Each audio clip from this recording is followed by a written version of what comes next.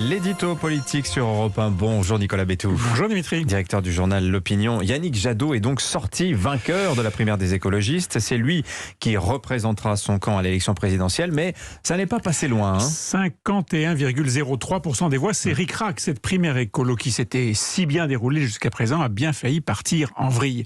C'est l'éruption de Sandrine Rousseau qui a tout enrayé. Jusqu'au premier tour, il y a 10 jours, la mécanique de la campagne des Verts avait bien fonctionné, des débats constructifs, un scrutin techniquement maîtrisé, bref, tout ce que le parti Les Républicains se sentait incapable de faire pour ses propres primaires.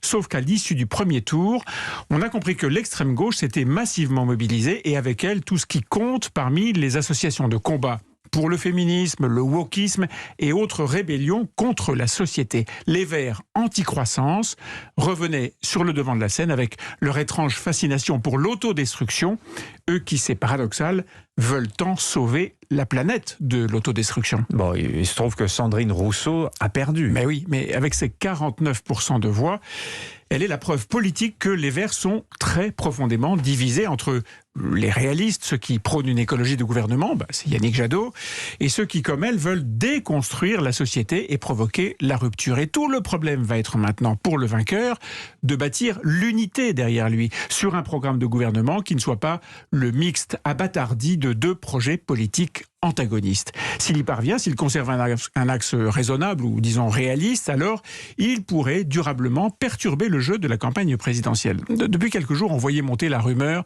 de la victoire présentée comme une évidence de Sandrine Rousseau. Et on vous expliquait alors que c'était elle, avec Éric Zemmour, qui allait faire turbuler la campagne, que l'heure était aux propos extrémistes et au programme ultra. Eh bien non, celui qui, dans le camp écolo, a toutes les chances de vraiment perturber la campagne, c'est Yannick Jadot. Son entrée en lice peut faire bouger beaucoup plus les lignes que si les Verts avaient été représentés par une candidate plus spécialiste des punchlines que de la pêche aux voix.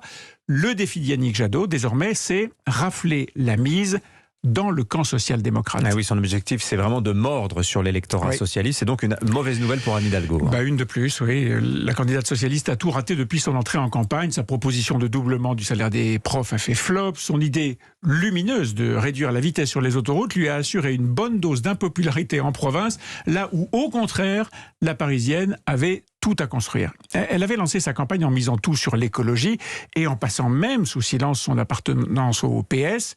Eh bien, c'est raté. Yannick Jadot sera à gauche l'original écolo qui fera de l'ombre à la copie. Si le candidat des Verts parvient à élargir sa vision et son programme, oui, il peut séduire dans une France qui, on l'a vu aux élections locales, est aujourd'hui convaincue qu'il y a une exigence écologique. Et alors, Emmanuel Macron, est-ce que son potentiel électoral va être modifié par Yannick Jadot ? Le problème du président, c'est que son action en faveur de l'écologie ne crante pas, n'imprime pas. Barbara Pompili est numéro 2 du gouvernement et personne ne le sait. Elle n'apporte à peu près rien en termes électoraux. Et en plus, elle n'est pas d'une loyauté limpide au gouvernement. Un ministre proche du chef de l'État me disait il y a quelques jours que si Sandrine Rousseau passait, alors des voix d'électeurs écolo-réalistes pourraient se diriger vers Emmanuel Macron.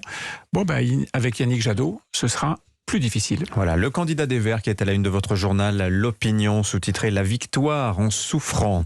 C'est bien vu. Merci Nicolas Bétou.